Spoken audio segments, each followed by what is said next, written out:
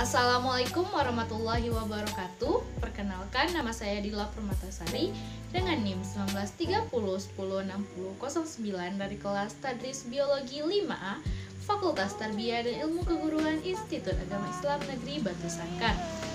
Pada kesempatan kali ini saya akan menjelaskan materi tentang fisiologi tumbuhan, yang mata kuliah ini diampu oleh Ibunda Dwi Rini Kurnia Fitri MSI dengan materi yaitu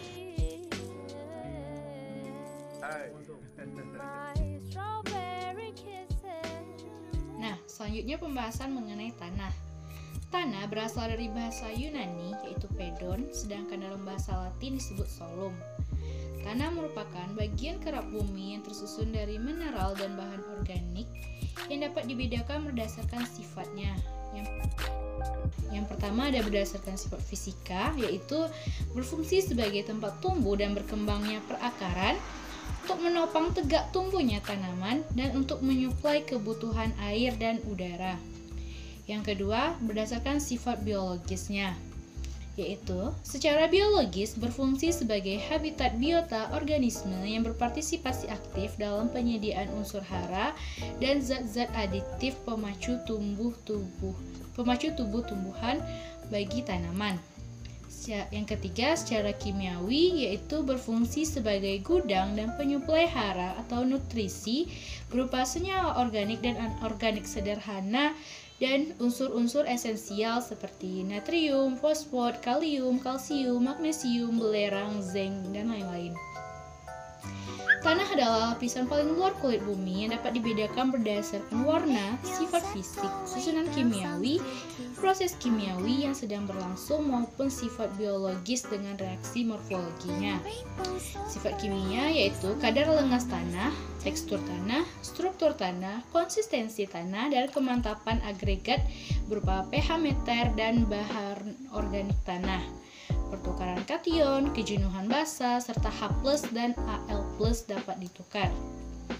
Adapun fungsi tanah ini dibagi menjadi 4, yaitu sebagai tempat tumbuh-tumbuhan dan berkembangnya perakaran, sebagai penyedia kebutuhan primer tanaman berupa unsur air, udara, dan lainnya, dan sebagai penyedia kebutuhan primer dan sekunder tanaman, yaitu berupa zat-zat yang pemacu tubuh tumbuhan serupa hormon, vitamin, asam organik, dan toksin untuk hama. Adapun jenis struktur tanah ini yaitu berdasarkan bentuknya dapat dibedakan menjadi 7 bagian, yaitu adanya bagian lempeng, yakni struktur tanah yang memiliki bentuk di mana sumbu vertikal struktur tanah tersebut lebih pendek dari sumbu horizontalnya. Yang kedua ada prismatik, atau kondisi di mana struktur tanah memiliki sumbu vertikal lebih panjang dari sumbu horizontal dan sisi atas tanah tersebut berbentuk tidak membulat. Yang ketiga ada kolumnar, yaitu struktur tanah yang memiliki sumbu vertikal lebih panjang dari sumbu horizontal, namun sisi atasnya terlihat atau berbentuk membulat. Yang keempat ada gumpal bersudut atau angular blocky, yaitu kondisi sumbu vertikal dan sumbu horizontal sama panjangnya dan sisi tanah tersebut membentuk sudut yang tajam. Yang kelima ada gumpal membulat, yaitu subangular blocky, yang memiliki kondisi sumbu yang sama dengan gumpal bersudut. Hanya saja pada jenis struktur tanah ini sisi tanah membentuk sudut yang membulat. Yang keenam ada granular, yaitu merupakan jenis struktur tanah yang bentuknya cenderung membulat atau terlihat memiliki banyak sisi, yang masing-masing penggumpalannya juga tidak berpori. Yang ketujuh ada remah, yakni kondisi struktur tanah yang membulat atau memiliki banyak sisi serta terlihat sangat berpori.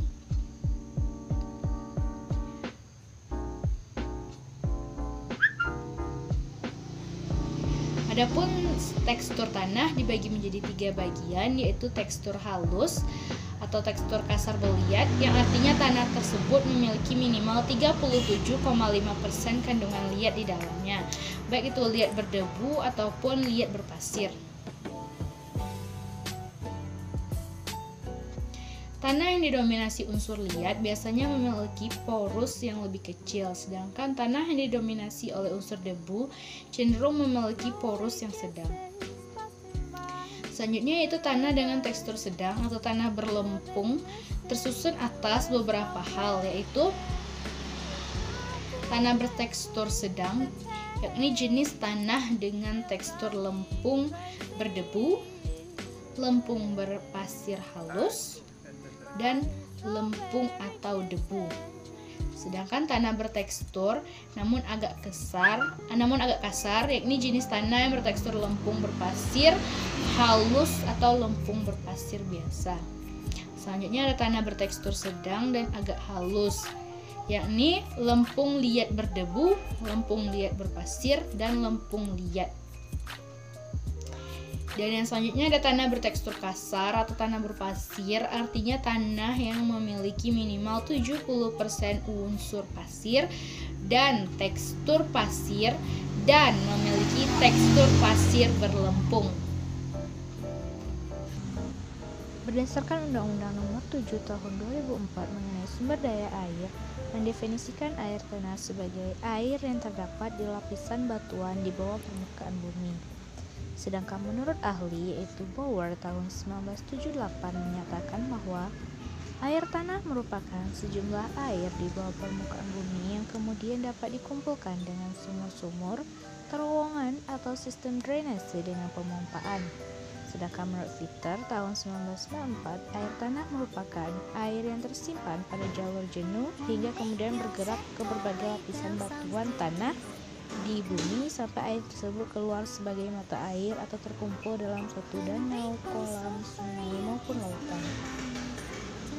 Air tanah berdasarkan letaknya dibagi menjadi dua jenis, yaitu air tanah freatik dan air tanah artesis. Air tanah freatik adalah air tanah pada permukaan yang dangkal di mana letaknya tidak jauh dari permukaan tanah dan berada di atas lapisan kedap air, contohnya air sumur. Yang kedua ada air artesis atau disebut air tanah dalam, yaitu adalah air tanah yang terletak di antara lapisan akuifer dan batuan kedap air, contohnya pada sumur artesis. Sementara air tanah berdasarkan asalnya dibagi menjadi tiga jenis, yaitu air tanah meteorit atau vados, merupakan air tanah yang berasal dari proses presipitasi hujan awan yang tercampur dengan debu meteorit dan kemudian mengalami kondensasi. Yang kedua ada air tanah juvenile, merupakan air tanah yang berasal dari dalam bumi karena tekanan intrusi magma. Contohnya pada geyser atau sumber air panas. Dan yang ketiga ada air konat yang merupakan air tanah yang terkurung pada lapisan batuan purba.